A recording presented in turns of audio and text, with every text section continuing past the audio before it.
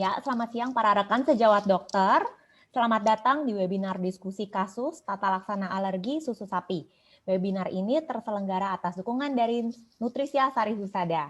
Dapatkan 2 SKPID dengan mengikuti SKP online tentang webinar ini di aplikasi Alomedica. Dan saya adalah Dr. Amanda dari Alomedica yang akan memandu jalannya webinar hari ini. Pertama, mari kita sapa narasumber kita hari ini yaitu Profesor Dr. Zakiuddin Munasir, spesialis anak konsultan. Apa kabar, Prof? Alhamdulillah baik. Alhamdulillah ya, sehat ya, Prof. Amin. Sehat selalu. Baik, terima kasih, Prof, sudah bersedia berbagi ilmu dengan kami siang hari ini, Prof. Sama-sama. Ya. Baik, berikutnya perkenalkan saya untuk membacakan informasi cara untuk mendapatkan SKPID. Jadi yang pertama, rekan-rekan sejawat bisa download aplikasi Alomedica, kemudian registrasikan diri Anda, kemudian klik dan buka diskusi kasus tata laksana alergi susu sapi, kemudian baca artikel dan selesaikan post testnya. Maka jika berhasil, sertifikat SKP akan tersedia secara otomatis. Kemudian post test SKP online dapat diakses. Nah, untuk dokter yang sudah terregistrasi di AloDokter, harap menggunakan email berbeda untuk registrasi di Alomedica. Baik, berikutnya adalah susunan acara dan tata cara hari ini adalah sebagai berikut. Jadi pukul 13 adalah pembukaan, kemudian pukul 13.05 adalah diskusi kasus kita oleh Profesor Dr. Zakiuddin Munasir, spesialis anak konsultan. Kemudian pukul 13.35 adalah sesi tanya jawab, 13.55 adalah penutupan, dan 13.57 adalah video edukasi. Adapun tata cara talk show atau webinar hari ini akan saya bacakan, yaitu yang pertama, pertanyaan dapat diketik di box Q&A. Jadi kalau rekan-rekan mau bertanya kepada Prof, bisa langsung ketik pertanyaan di box Q&A. Kemudian nanti sesi pertanyaan akan dibuka setelah presentasi narasumber selesai. Nanti saya juga akan memberikan kesempatan kepada rekan-rekan sejawat bila ingin bertanya langsung kepada Prof Zaki, karena mumpung ada Prof Zaki di sini. Oke, kemudian juga post test SKP online dapat diakses kemudian di aplikasi Alomedica. Baik, sebelum kita memulai sesi ilmiah, maka saya ingin menginformasikan ada materi etik dan keselamatan pasien, yaitu sesuai dengan SK Pengurus Besar Ikatan Dokter Indonesia nomor 1941 tahun 2020 tentang akreditasi nilai SKPID, kegiatan pertemuan ilmiah daring selama pandemi COVID-19. Nah, materi kode etik ini nanti rekan-rekan bisa dibaca lengkapnya di link berikut ini. Rekan-rekan juga bisa membaca tentang kode etik kedokteran Indonesia dan kewajiban dokter di link tersebut. Baik, untuk memulai sesi ilmiah kita hari ini yaitu diskusi kasus tata laksana alergi susu sapi, saya akan memperkenalkan pembicara kita yaitu Profesor Dr. Zakiuddin Munasir, spesialis anak konsultan. Baik, saya akan membacakan CV dari Prof Zaki. Ya, Prof Zaki adalah sebagai anggota Executive Board Member of the Asia Pacific Association of Pediatric Allergy, Respirologi dan Imunologi atau APAPARI, dan editor of Asia Pacific Journal of Allergy. Prof Zaki juga pernah menjabat sebagai Ketua Kelompok Kerja Alergi Imunologi IDAI tahun 2003 sampai 2008, kemudian sebagai Kepala Divisi Alergi dan Imunologi Departemen Ilmu Kesehatan Anak di RSCM pada tahun 2003 sampai 2008. Kemudian tahun 2006 sampai 2008 beliau juga pernah menjabat sebagai Ketua HIV Task Force di Ikatan Dokter Anak Indonesia. Beliau tertarik memperdalam ilmu alergi imunologi anak dan telah menghadiri berbagai training di dunia internasional, di antaranya adalah Pediatric Allergy Immunology Training, kemudian Rheumatology Course di Singapura dan Switzerland, kemudian Principal Epidemiology dan Epidemiology of AIDS in Johns Hopkins University of Baltimore, USA. Kemudian Prof. Zaki juga aktif berkontribusi dalam edukasi tentang alergi, salah satunya dengan menulis buku tentang alergi imunologi anak untuk Fakultas Kedokteran pada bagian ilmu kesehatan anak dan memberikan edukasi melalui seminar-seminar tentang alergi. Luar biasa ya Prof, CV-nya Prof. Baiklah, Prof. Zaki, kami persilahkan kepada Prof. Zaki untuk presentasi Prof, kurang lebih selama 30 menit. Silakan Prof. Zaki. Terima kasih. Saya share slide dulu ya, tolong di ini. Ya. Silakan, Prof. Ya.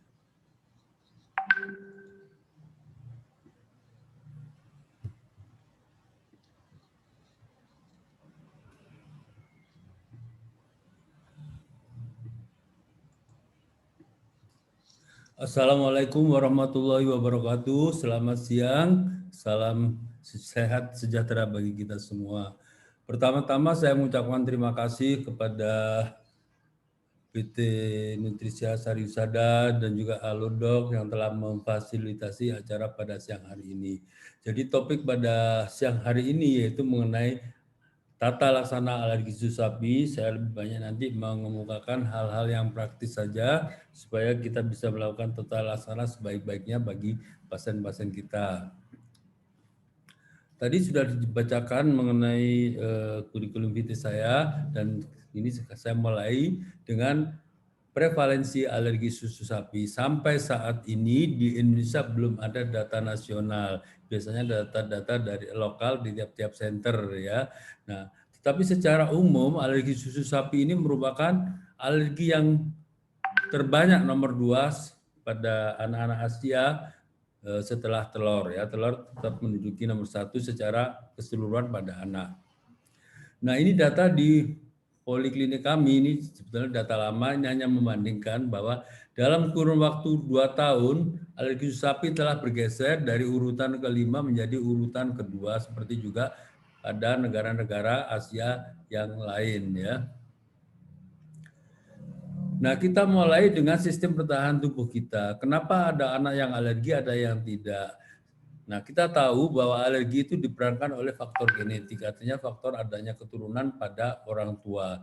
Nah, tetapi faktor genetik ini tidak selalu muncul, ini bergantung kepada ketahanan atau sistem pertahanan dalam tubuh kita. Pada slide ini menunjukkan gambar seorang anak menggunakan payung. Dalam payung ini ada bermacam-macam komponen untuk menangkal masuknya antigen dari luar yang akan merusak tubuh kita. Nah, antigen itu salah satunya adalah protein asing. Dalam hal ini kita bicara susu sapi, maka yang dimaksud protein adalah protein susu sapi. Tidak semua anak yang mengonsumsi susu sapi akan mengalami alergi. Khususnya terjadi pada anak yang punya bakat alergi. Kenapa? Karena bariernya ini mengalami gangguan. Tetapi yang punya bakat pun tidak semua akan jadi alergi selama kita bisa melakukan tindakan-tindakan pencegahan untuk memperkuat barrier ini sehingga protein susu sapi ini tidak akan merusak tubuh seorang anak yang mempunyai bakat alergi tadi. Nah, risiko alergi itu bisa kita lihat pada riwayat orang tua ya, yaitu faktor genetik itu bisa kita lihat dari anamnesis. Kita tidak mungkin semua anak kita periksa gennya ya. Nah, kalau dalam keluarga itu tidak ada satupun orang tua yang menderita alergi, bukan berarti tidak punya risiko alergi. Sekitar 5-15% masih bisa muncul alergi. Mungkin saja orang tuanya tidak alergi, tapi mempunyai bakat atau menurunkan bakat saja ya. Artinya ada bakat alergi dari orang tuanya. Walaupun orang tuanya tidak manifest, mungkin orang tuanya tidak bertemu alerginya sehingga tidak muncul. Kemudian kalau salah satu orang tua memiliki riwayat alergi, maka bakat alerginya, risiko alerginya akan meningkat yaitu 20-40%. Tetapi kalau dua-duanya orang tua, ayah dan ibunya mempunyai riwayat alergi, biasanya yang kita tanyakan ada 3 penyakit utama alergi, yaitu asma, rinitis alergi, dan dermatitis atopik. Jadi kalau dua-duanya menderita salah satu penyakit alergi tadi, maka risiko alergi yang diderita pada bayi yang dilahirkannya 40-60%. Kalau alerginya itu sama antara ayah dan ibu, artinya sama-sama asma atau sama-sama rinitis atau sama-sama dermatitis atopik, maka alerginya menjadi 40 sampai 60%. Menjadi 80%. Kalau alerginya berbeda tapi dua-duanya alergi 40 sampai 60, tapi kalau alerginya sama maka risiko akan meningkat jadi 80%. Nah, kapan atau gejala-gejala apa yang kita curigai bahwa itu adalah alergi terhadap susu sapi? Walaupun bayi tersebut mendapatkan ASI eksklusif, karena protein susu sapi bisa melewati ASI yang dikonsumsi oleh ibunya. Ya. Yang pertama yang paling sering adalah dermatitis atopik. Dikatakan dermatitis alergi makanan pada dermatitis atopik sekitar 40-60% dan terbanyak adalah alergi susu sapi. Kemudian kolik infantil. Kolik infantil adalah setelah mengonsumsi susu sapi langsung anaknya mengalami kolik. Atau GERD, yaitu langsung muntah, ya, gastroesophageal reflux. Atau gejala-gejala lain, misalnya diare dengan gejala perdarahan pada rektal, jadi tinjanya berdarah. Ini sering disalahartikan dengan amuba, jadi sering disalah diagnosis dengan amuba. Bayi kecil umur 2-3 bulan, kemudian diarenya berdarah, maka langsung diagnosis amuba atau disentri. Ini suatu hal yang salah karena bayi kecil jarang menderita disentri, apalagi amuba ya misalnya. Oleh karena itu, apa bedanya? Biasanya pada anak yang mengalami disentri ya atau karena infeksi amuba misalnya, itu keadaan anaknya sangat toksis, kelihatan sangat sakit karena infeksi. Tapi kalau anak alergi susu sapi, bayinya kadang-kadang fine-fine aja, sehat-sehat saja ya. Kemudian ada lagi gejala muntah ya, muntah yang kronik ya atau dengan diare yang kronik dengan gejala gagal tumbuh. Jadi kalau kita menjumpai gejala-gejala ini pada usia dini terutama, maka kita patut mencurigai adanya kemungkinan alergi susu sapi. Nah, ini tadi yang saya katakan gejala terbanyak adalah dermatitis atopik.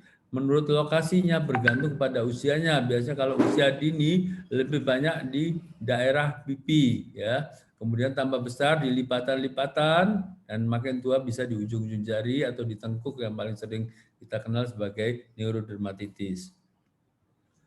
Nah, untuk mendiagnosis dermatitis atopik kita menggunakan secara praktis ya, yaitu menggunakan kriteria William. Ini yang paling mudah digunakan dalam praktek ya. Ada lagi kriteria-kriteria lain misalnya Hanifin dan Raika biasanya dilakukan untuk digunakan untuk penelitian. Tapi pada prakteknya kita sering menggunakan kriteria William. Apa saja kriterianya?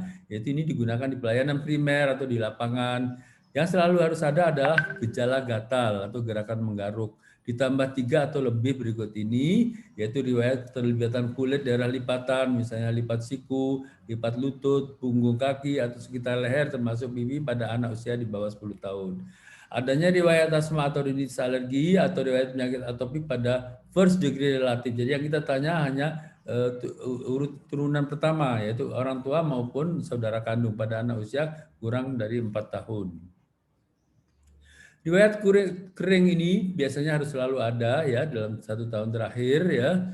Kemudian terdapat gejala-gejala dermatitis yaitu eritem, squama, papule pada lipatan yang terlihat atau dermatitis pada pipi, dahi dan ekstensor ekstremitas pada usia lebih dari 4 tahun. Awitan sebelum usia 4 tahun ya ini bisa menggunakan kriteria ini, tapi jangan digunakan setelah 4 tahun, nanti akan berbeda hasilnya. Nah, kenapa protein susu sapi ini itu bisa menimbulkan reaksi alergi? Kita tahu bahwa pada susu sapi ada 2 komponen protein utama, yaitu kasein dan whey. Kasein ini merupakan komponen yang terbanyak pada susu sapi, ya, presentasinya lebih banyak, ya. Ini dilaporkan ya bahwa pada kasein ini walaupun komponennya atau proporsinya lebih banyak sekitar 67%, tapi protein yang bersifat alergeniknya cuma 1 jenis, yaitu gamma 1 kasein yang mengandung antigen yang disebut BOSD8. Sedangkan W yang relatif jumlahnya lebih sedikit, yaitu sekitar 30%, itu justru mengandung komponen-komponen protein alerginya lebih banyak, yaitu ada 4 jenis, yaitu POSD4, POSD5, POSD7, dan POSD6. Jadi walaupun komponen terbanyak kasein, tapi kasein ini hanya satu jenis protein yang bersifat antigenik, yaitu POSD8, sedangkan yang whey protein walaupun proporsinya lebih sedikit justru banyak mengandung komponen antigenik atau alergenik. Oleh karena itu banyak produk-produk susu yang menggunakan whey ini yang dihidrolisis. Nah, kemudian alergi susu sapi itu ada yang diperankan oleh IgE, ada yang non IgE ya. Apa saja yang diperankan oleh IgE kita lihat di sini, yaitu ada reaksi yang disebut systemic IgE mediated reaction atau anafilaksis ya. Ini sifatnya biasanya immediate atau late ya. Immediate artinya gejala langsung dalam beberapa menit ya, paling lama 2 jam, kemudian 2 sampai 4 jam ada namanya reaksi intermediate, lebih dari 4 jam maka kita sebut sebagai reaksi fase lambat ya. Kemudian ada lagi yang kita curigai adalah kalau ada reaksi gastrointestinal yang immediate atau langsung ya. Yang pertama adalah oral allergy syndrome, gejala-gejala pada mulut yaitu rasa gatal pada mulut, pada lidah, bahkan sering disertai gejala perioral dermatitis sekitar mulut ya. Kemudian setelah masuk ditelan maka akan menimbulkan gejala-gejala saluran cerna seperti yang saya sebutkan tadi, bisa muntah, diare, apalagi kalau disertai dengan darah. Kemudian ada juga walaupun jarang gejala alergi sapi ini mengenai saluran nafas ya. Misalnya pada pasien asma dan rinitis yang gejalanya muncul setelah mengonsumsi susu sapi. Kemudian juga ada yang asma dan rinitis setelah menghirup bubuk susu sapi. Ini sering disebut dan dimasukkan dalam gejala asma okupasi, artinya ini sering terjadi pada seseorang dewasa yang yang bekerja di pabrik susu misalnya, packing susu, yang menghirup bubuk susu, atau di bakery yaitu pembuat roti yang komponennya ada mengandung bubuk susu ya, sering disebut baker asma ya.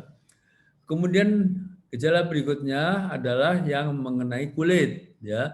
Ada yang immediate langsung, yaitu setelah mengonsumsi susu sapi maka timbul gejala-gejala urtikaria atau angioidem, atau kalau bubuknya mengenai kulit timbul kontak urtikaria.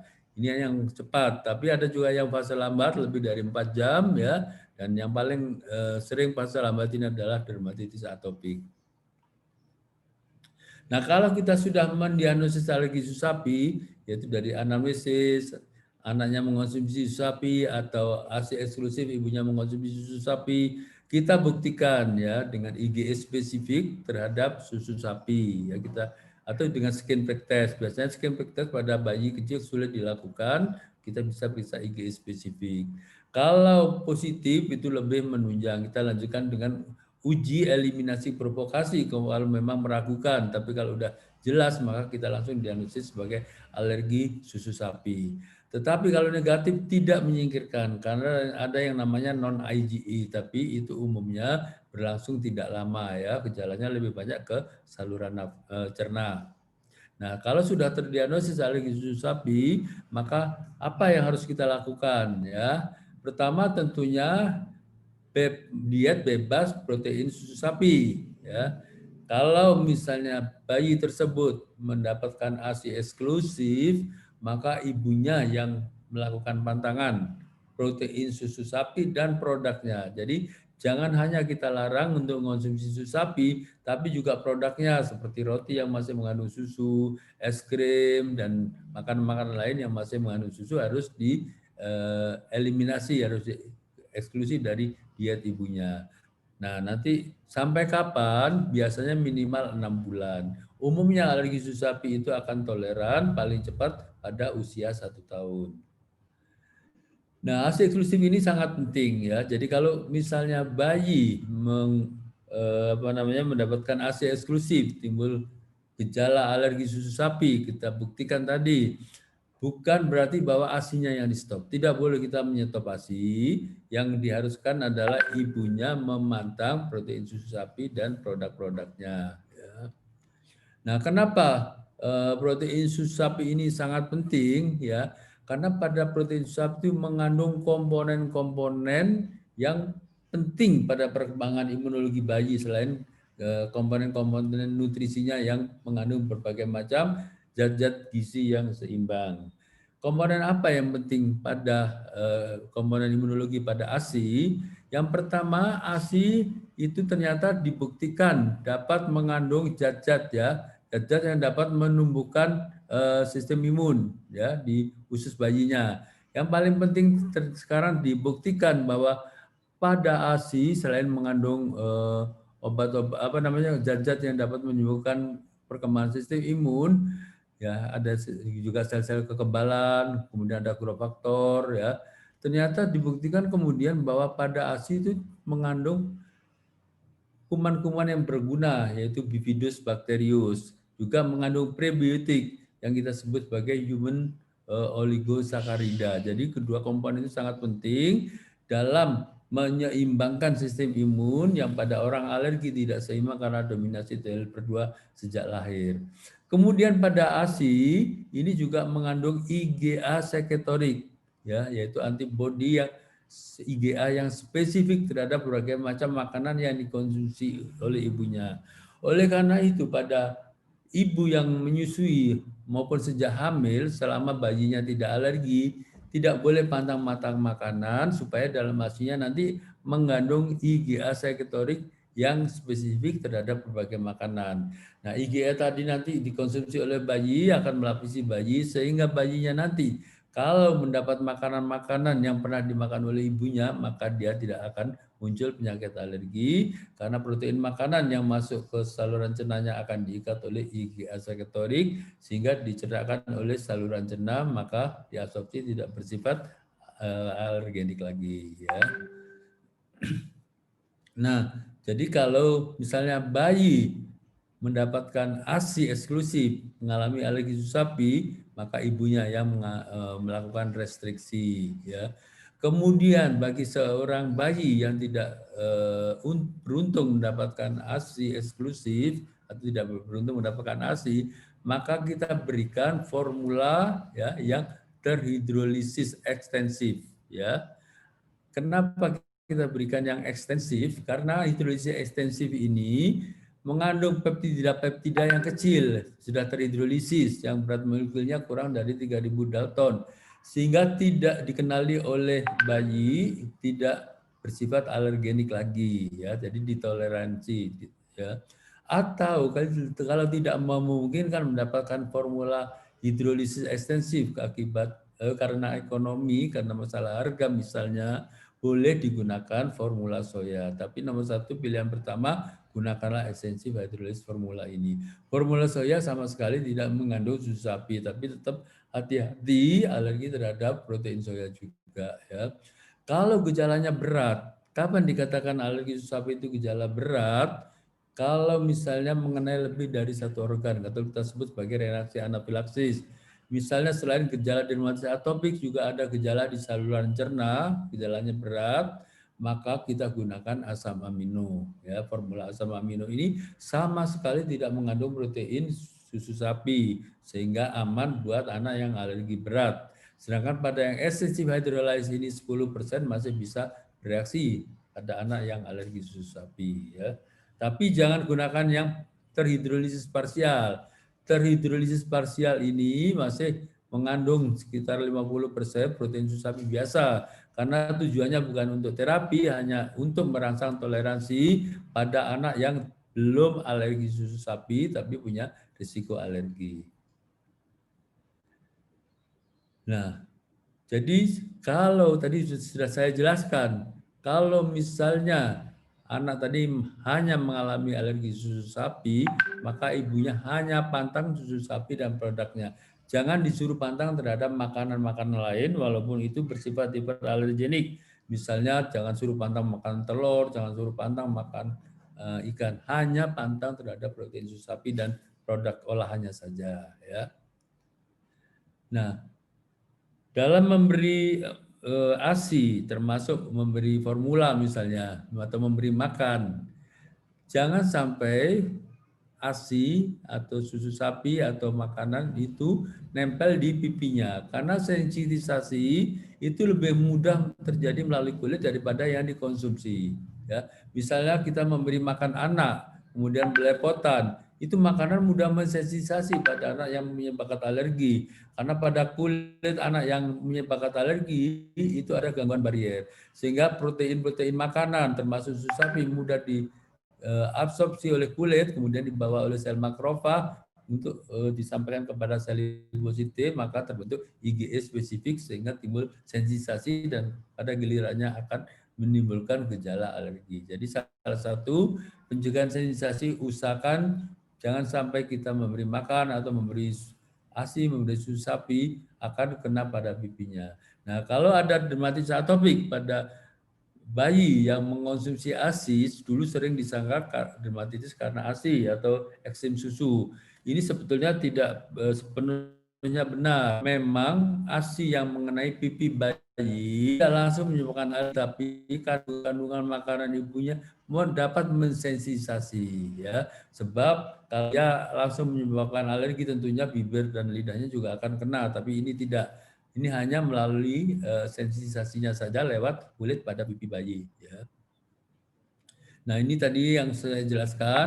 Jadi pilihan pertama kita gunakan protein hidrolisat yang ekstensif, ya, susu sapinya. Ya. Untuk pilihan pertama yang berat pakai asam amino. Ya. Nah, ini kita golongkan bahwa formula susu sapi yang hidrolisat ekstensif adalah formula susu sapi yang hipoalergenik, ya. Jadi syarat hipoalergenik tidak boleh lebih dari 10% bayi yang alergi sapi menimbulkan reaksi alergi. Ya. Nah, formula-formula itu ada macam-macam, ya. Ini kita lihat adalah gambar protein formula susu sapi, ya, yang utuh, ya. Kita lihat proteinnya strukturnya seperti ini. Nah, dalam proses di pabrik kita lakukan pemecahan secara hidrolisis. Pemecahan bisa dengan pemanasan tinggi, bisa hidrolisis, bisa filtrasi. Tapi yang paling mudah adalah dengan menggunakan hidrolisis enzimatik, ya. Kita pecah proteinnya. Kalau kita masih menyisakan 50% yang utuh, kita sebut partial hydrolysis formula. Artinya terhidrolisis formula. Ini hanya digunakan untuk prevensi atau pencegahan alergi susu sapi pada anak yang punya risiko alergi tinggi untuk mencegah kejadian alergi susu sapi. Ya.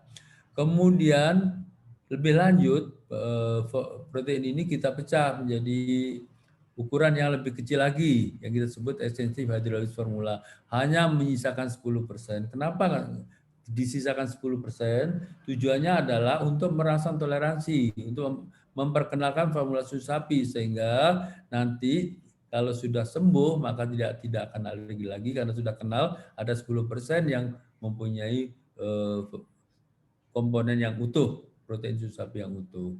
Tetapi kalau berat, ya, gejalanya seperti anafilaksis tadi, tidak boleh sama sekali kena protein susu sapi yang utuh, maka kita pecah habis, kita sebut asam amino, formula asam amino. Nah, kalau sudah mulai membaik, boleh pindah ke ekstensif untuk merangsang toleransi berikutnya.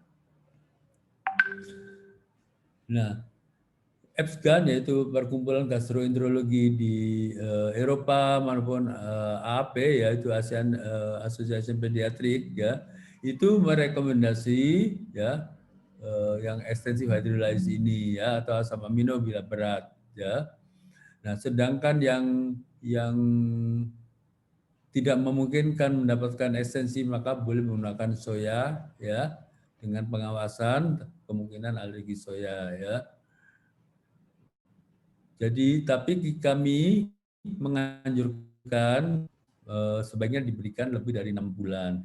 Tetapi kesepakatan dan dari UKK Alergi, Imunologi, IDAI, dan Nutrisi, serta Gastroenterologi boleh digunakan di bawah 6 bulan atas alasan yang kuat. Tadi ya katakan misalnya bayinya tidak suka atau orang tuanya tidak mampu membeli yang partial yang extensive hydrolysis. Jadi kalau ini jadi alasannya harus kuat, ya, atau misalnya kalau di negara-negara maju biasanya lebih alasan ke arah vegan atau vegetarian yang tidak mengonsumsi formula susu sapi. Nah, ini tadi sudah saya jelaskan berbagai macam-macam bentuk formula, jadi kita harus pandai-pandai memilihnya tergantung gejalanya ya. Tapi pastikan dulu dia alergi susu sapi ya, jangan semua gejala kita anggap alergi susu sapi ya.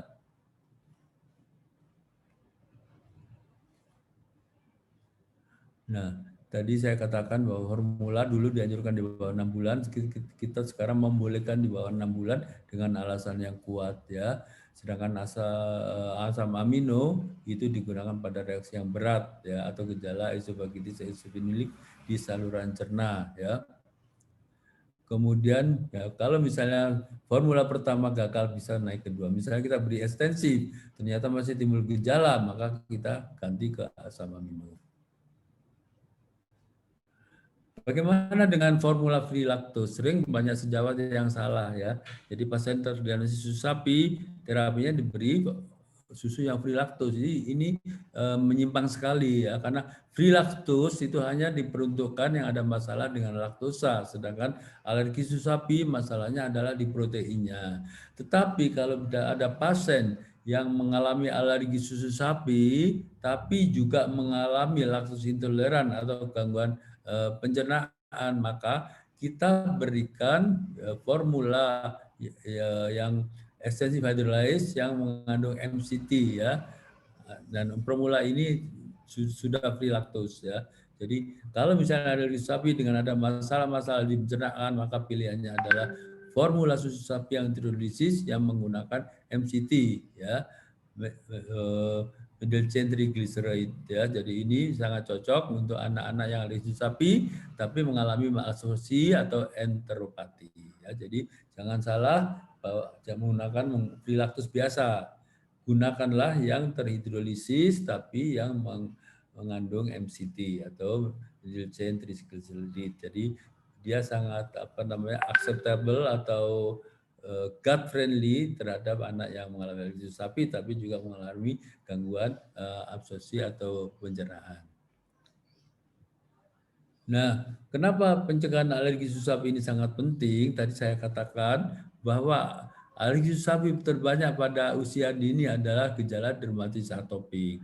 Nah, pada anak-anak yang mengalami dermatitis atopik atau mengalami bakat alergi, itu barier kulitnya ini sangat rentan, mudah ditembus oleh alergen.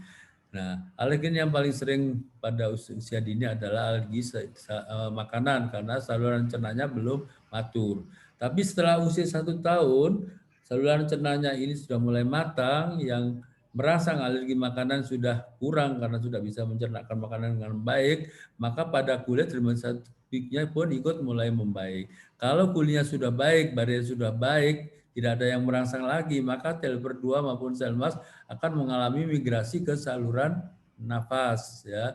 Nah, saluran nafas ini setelah anak di atas 1 atau 2 tahun itu lebih banyak dirangsang oleh aeroalergen karena banyak bermain di luar, misalnya tunggu debu rumah dan sebagainya, sehingga sel-sel ini akan berpindah ke saluran nafas di kemudian hari, bisa menimbulkan gejala asma dan berlanjut rinitis alergi. Ini kita sebut allergic march. Oleh karena itu kita perkuat pada usia dini supaya alerginya dapat dicegah sehingga tidak terjadi alergi emas, tidak terjadi asma atau rinitis alergi di kemudian hari. Jadi alergi susu sapi yang manifestasi terbanyak dermatitis atopik itu merupakan jendela timbulnya alergi-alergi lain di kemudian hari. Jadi harus kita tata laksana dengan sebaik-baiknya ya. Nah, ini algoritma tata laksana alergi susu sapi. Jadi kita pastikan diagnosisnya dulu ya. Kemudian maka terapinya adalah menghindari protein susu sapi dan produknya, tapi jangan lupa mengobati gejalanya. Kalau muncul dermatitis atopik atau diare dengan tinja berdarah, tidak cukup dengan menghindari protein susu sapi saja, tapi betul-betul harus kita obati penyakit-penyakit utamanya. Dermatitis atopik ya harus kita obati dermatitis atopiknya, karena menunggu sembuh sendiri karena diet ini cukuplah lama ya, jadi tidak segelar mengalami resolusi. Maka kasihan kalau pasiennya lama menderita dermatitis atopik atau diare. Jadi harus diobati penyakit utamanya juga ya. Nomor 1 ASI pilihannya, tidak bisa ASI pakai formula yang terhidrolisis tadi ya, apa namanya, ekstensif atau asam amino ya. Juga produk olahannya. Jangan lupa memperhatikan label-label makanan bayi mengandung susu sapi atau tidak ya. Jadi ibu pantang kalau ASI ya. Jadi untuk formula kita pilih ekstensif, kalau berat asam amino, alternatifnya boleh menggunakan formula kedelai. Ya, saya kira itu yang bisa saya sampaikan. Nanti kita lanjutkan dengan acara diskusi. Terima kasih atas perhatiannya. Mudah-mudahan banyak manfaatnya. Wassalamualaikum warahmatullahi wabarakatuh. Ya, kita lanjutkan dengan diskusi kasus ya, Prof ya. Ya, silakan.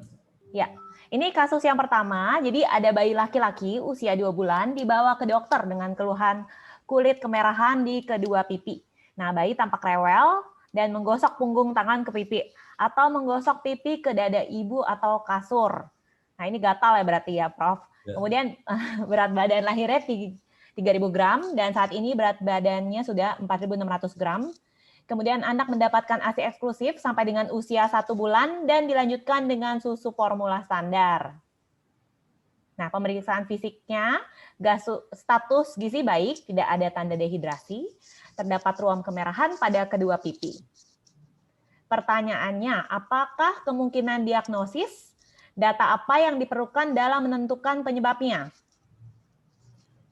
Ya.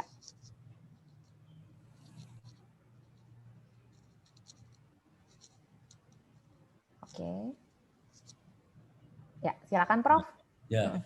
Jadi kita tentunya akan mendiagnosis tadi pasien tadi ya.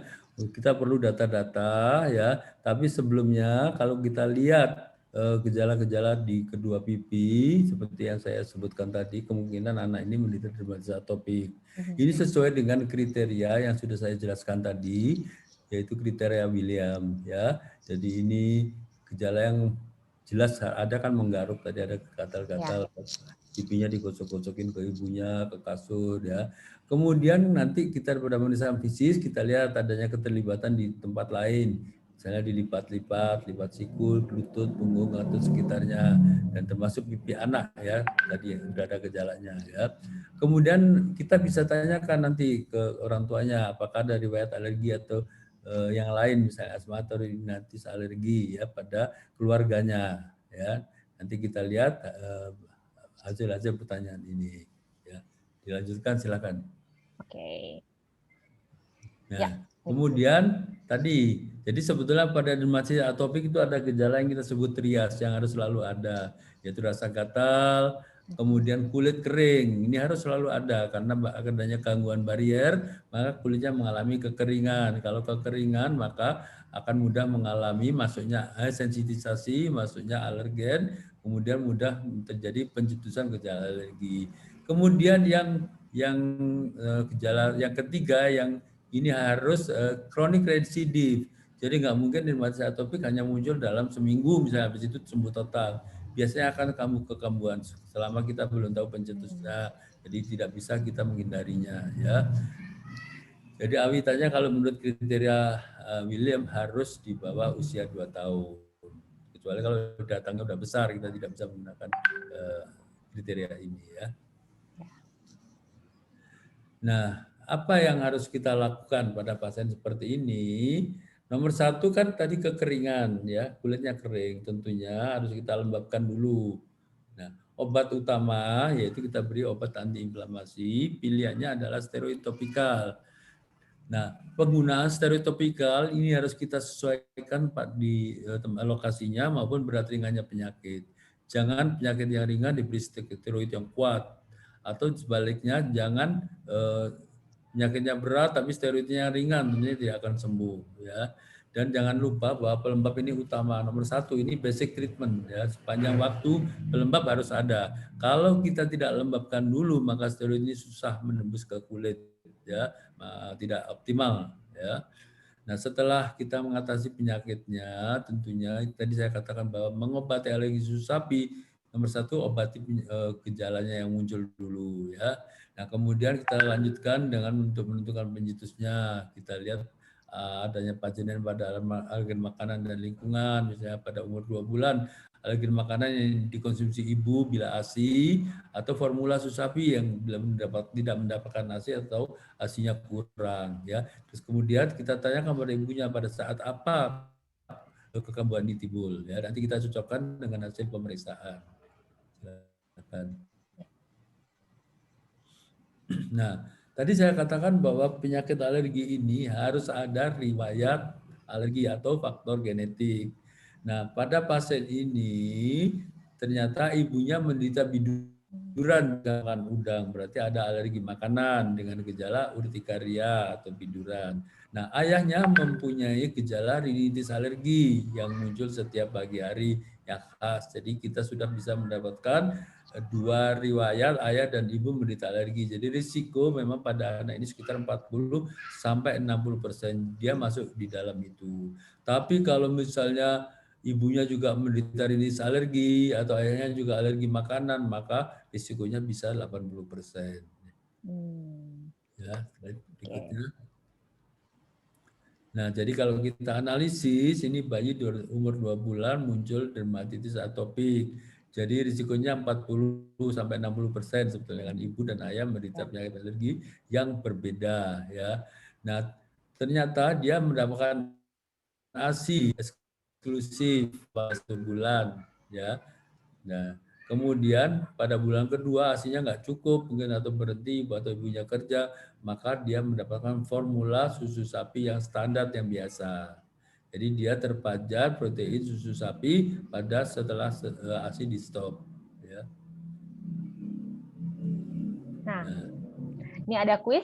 Berapa banyak rekan-rekan sejawat yang menganggap kasus ini sebagai alergi susu sapi? Silahkan menjawab lewat polling. Ya. Silakan untuk diisi. Apakah kasus ini merupakan alergi susu sapi? Ya atau tidak?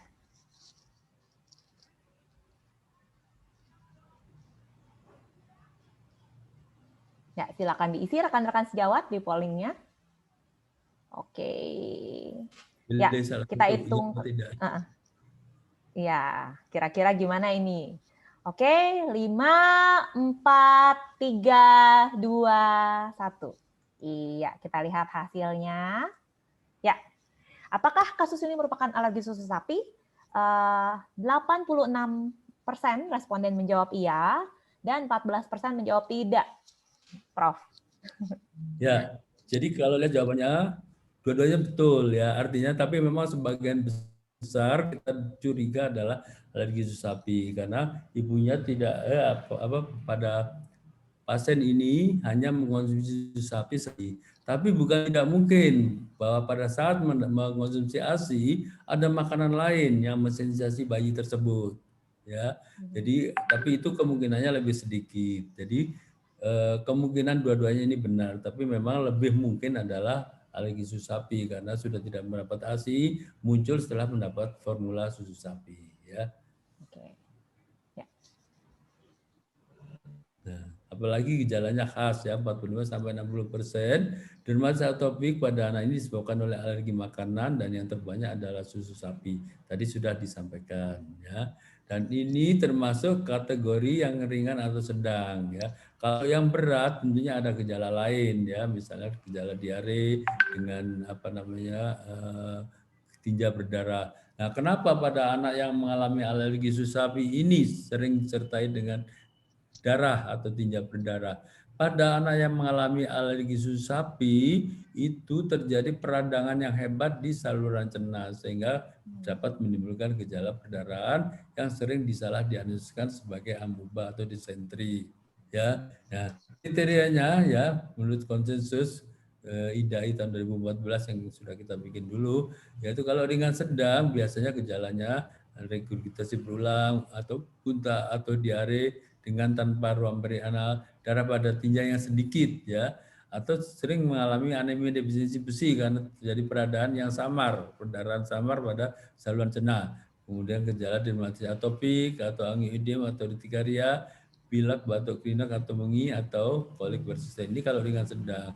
Sedangkan kalau berat itu biasanya sudah menimbulkan gagal tumbuh, akibat diarenya atau regurgitasi, anemi defisiensinya lebih parah, ya lebih jelas karena tinja berdarahnya itu lebih nyata ya. Bisa terjadi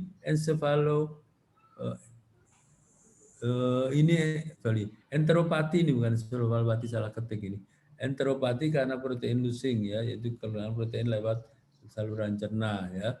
Kemudian bisa gejala kolitis ulceratif yang kronik, kita buktikan dengan endoskopi ya. Dermatitis atopiknya biasanya berat ya, tidak dengan seperti yang gambar tadi, dengan gejala anemi dan juga hipoalbumemi.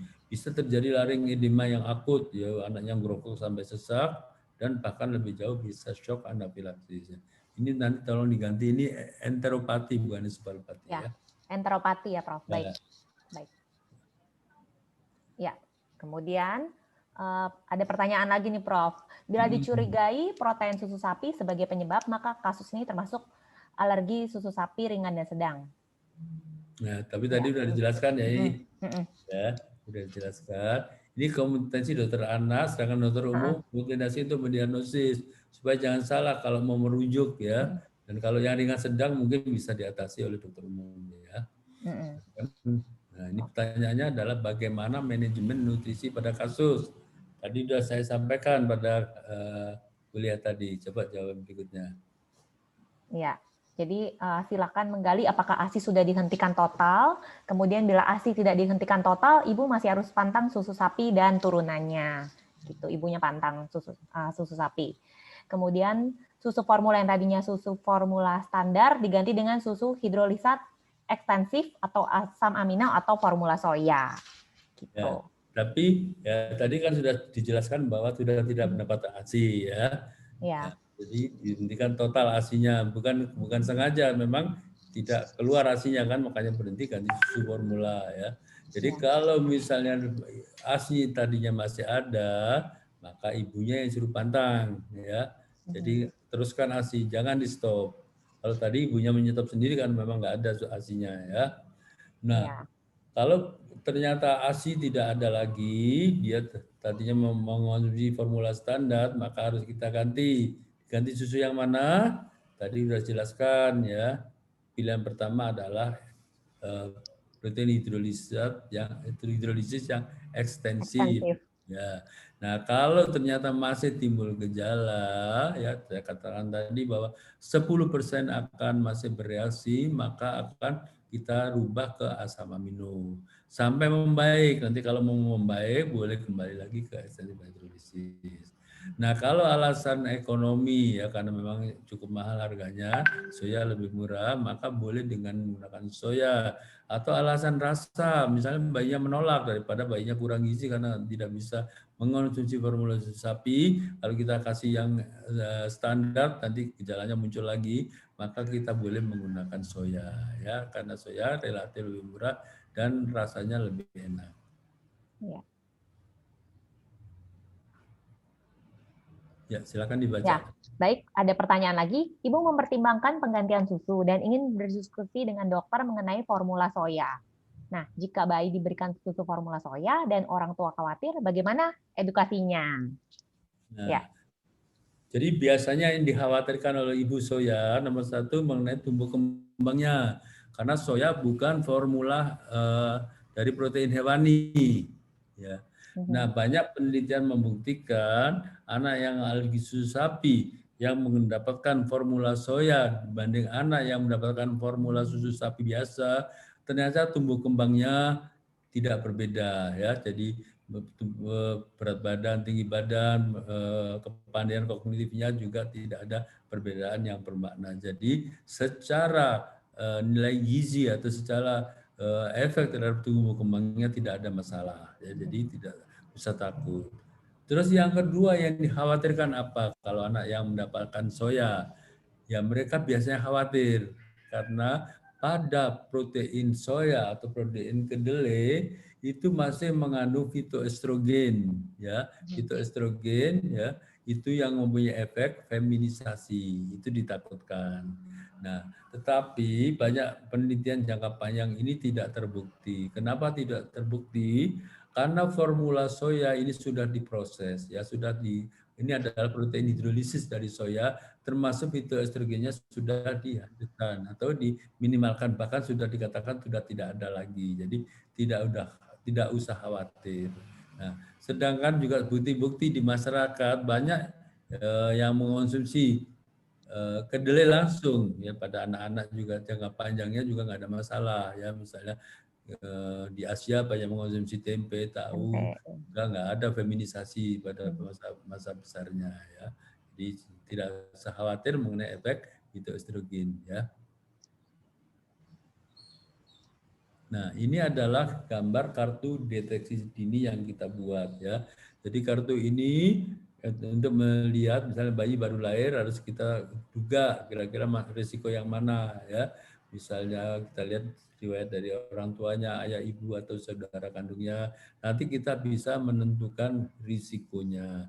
Nah, kalau risikonya ternyata memang tinggi, ini untuk meyakinkan ibunya supaya semangat untuk memberikan ASI eksklusif ya. Itu nomor satu. Nah, kalau risikonya tinggi, ASI nggak keluar, ya apa boleh buat? Kasih partial hydrolysis dulu ya, untuk mencegah kejadian alergi susu sapi.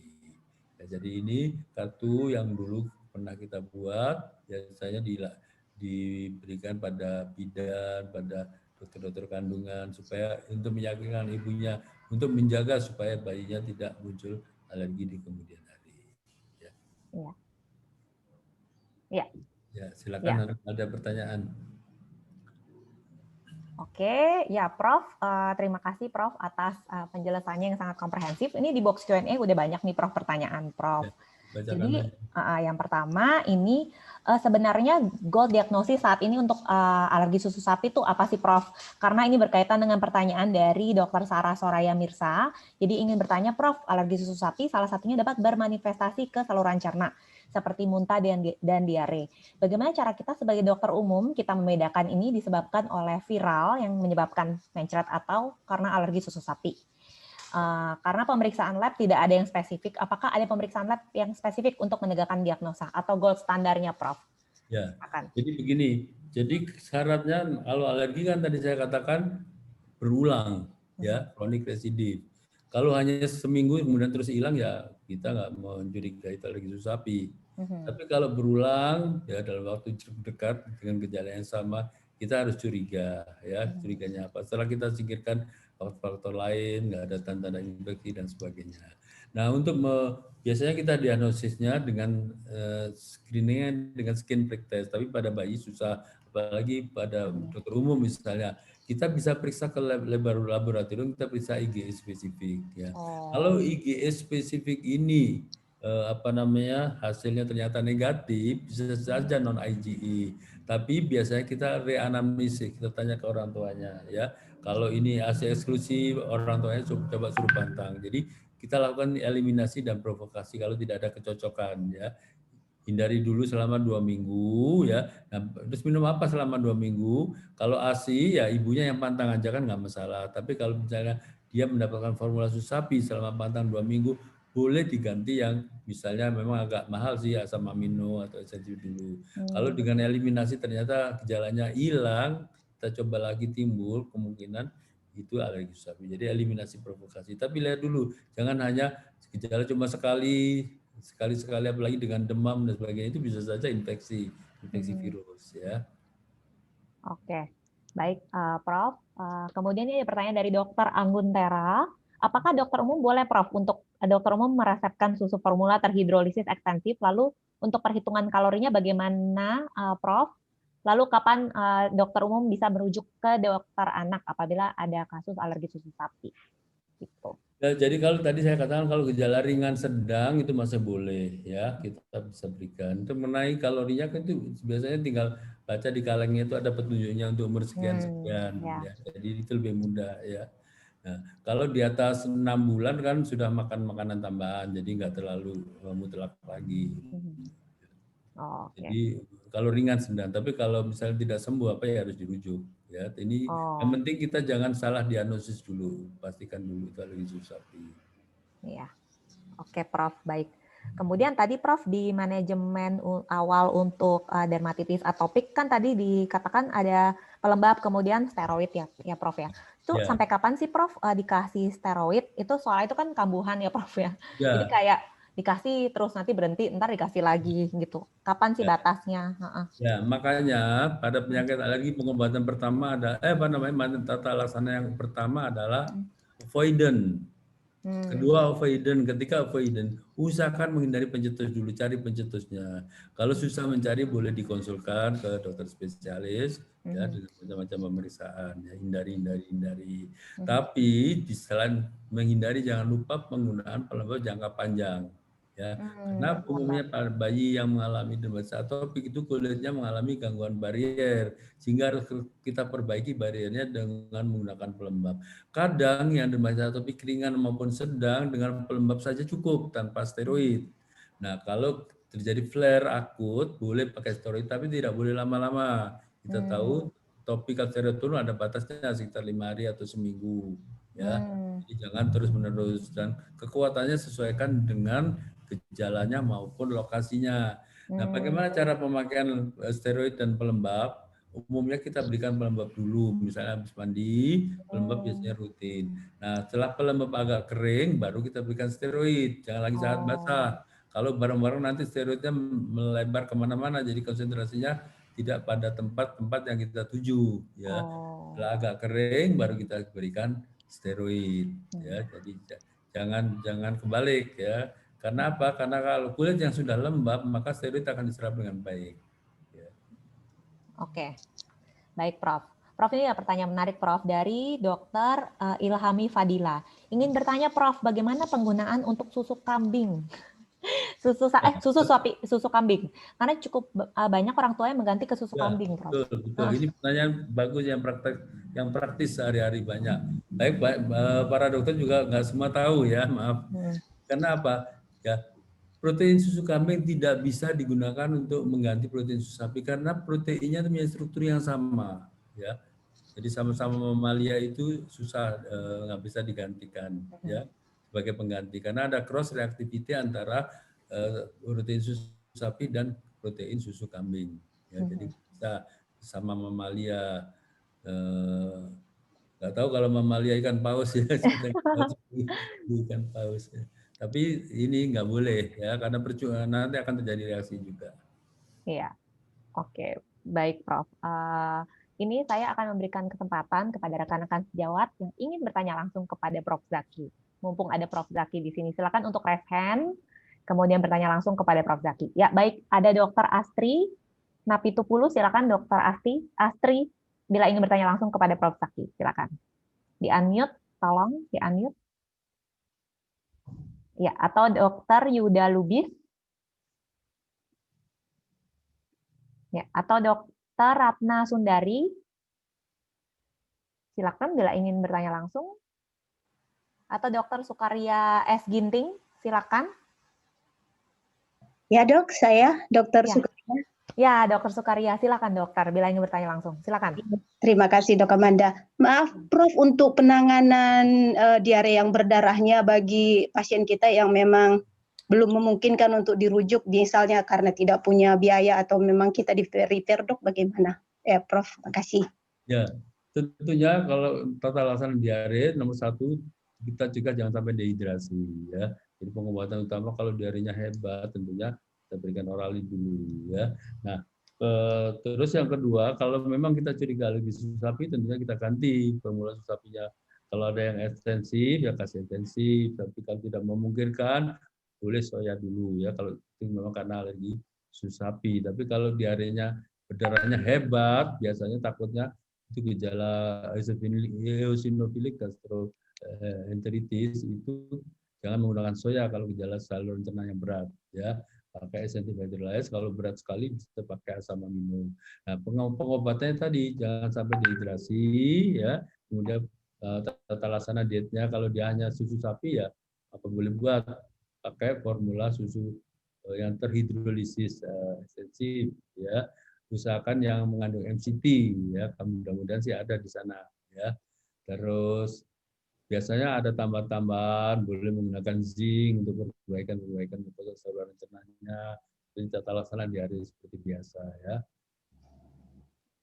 Atau juga ada yang menggunakan probiotik, tapi dalam memberikan probiotik dengan zinc jangan dibareng karena probiotik akan diinaktifkan oleh zinc ya. Jadi zinc dulu, 1 jam kemudian baru probiotik. Ya, itu untuk tata laksana diarenya. Tapi tetap harus kita buktikan lagi susapi atau karena infeksi biasa. Oh, terima kasih Prof. Jelas ya Dokter Sukarya. Baik. Tapi sedikit lagi Dr. Manda. Oh, boleh, silakan. Kata Prof tadi memang peradangannya hebat untuk oral, anti peradangannya untuk lebih baik nggak usah aja berarti Prof ya? Kalau peradangannya hebat, ya jangan menggunakan soya dulu, kan kita nggak tahu, ya. Takutnya itu gejala susapi yang berat. Ya. Kalau yang berat saluran cerna kita tidak boleh menggunakan soya. Oh, jadi yang kortikosteroid untuk oralnya juga seperti anti peradangan lain misalnya seperti CTM aja juga mungkin nggak membantu berarti Prof ya? Oh ya, biasanya kadang-kadang kita gunakan antihistamin generasi 2, misalnya cetirizine, ya kalau memang gejalanya hebat. Oh iya Prof, terima kasih Prof. Terima kasih Dokter Sukarya. Jelas ya Dokter? Iya, kasih. Ya, terima kasih. Baik, itulah pertanyaan penutup ya Prof, karena waktunya sudah terbatas ya Prof. Terima kasih banyak kepada Prof. Zaki atas pemaparan ilmiah dari pertanyaan-pertanyaan yang diajukan. Mungkin Prof. Zaki dapat memberikan pesan-pesan singkat Prof, sepatah 2 patah saja Prof, yang bisa dibawa pulang oleh rekan-rekan sejawat Dokter. Silakan Prof. Ya, terima kasih. Jadi pesan saya dalam menghadapi alergi susapi, nomor 1 pastikan dulu diagnosisnya. Jadi kasihan jangan semua dibikin alergi susapi. Jadi, saya lihat banyak ya, tidak hanya dokter umum juga kadang-kadang dokter spesialis. Jadi pastikan dulu seperti yang saya sebutkan tadi ya. Karena apa? Karena ini konsekuensinya kasihan buat pasiennya kalau harus mengonsumsi formula yang mahal tapi jangka panjang.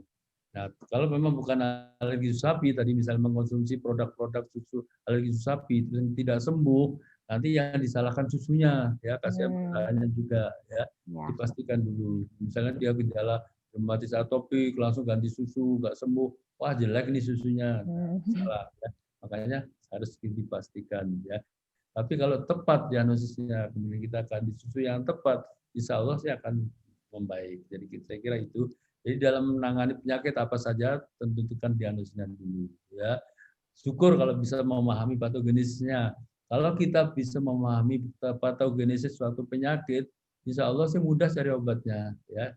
Nah itu yang saya anjurkan kepada teman-teman sejawat yang muda, terutama yang murid-murid juga, update-kan ilmu kita. Jangan segan-segan mengikuti update-nya ilmu pengetahuan kedokteran karena kemajuan kedokteran sangat besar. Saya kira itu pesan saya ya. Ya. Terima kasih banyak Prof. Zaki atas pemaparan ilmiahnya dan jawaban-jawaban atas pertanyaan yang diajukan. Baiklah, demikian sesi ilmiah kita sudah selesai. Mari kita ucapkan selamat berjumpa kembali, Prof. Zaki. Sampai bertemu. Semuanya ya. Ya, terima kasih. Stay safe ya, Prof. Sehat selalu. Semuanya. Terima kasih banyak. Terima kasih banyak, Prof. Baik. Ya. Berikutnya, saya ingin mengingatkan kepada rekan-rekan sejawat bahwa Alomedica sudah tersedia di Google Play Store, Android, dan App Store, iOS.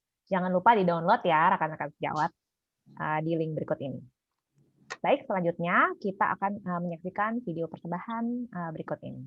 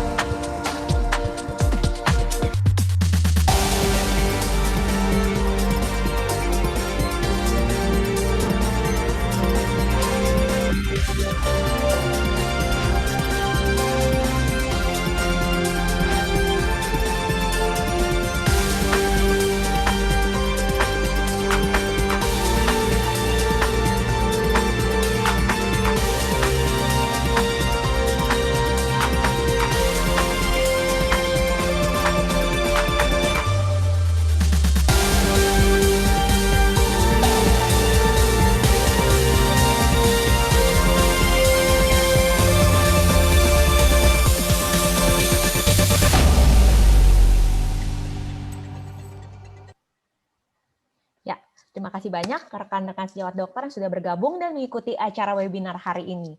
Mohon maaf bila ada kekurangan. Selamat berjumpa di sesi selanjutnya. Jadi dokter andal dalam genggaman. Salam Alo Medika. Terima kasih.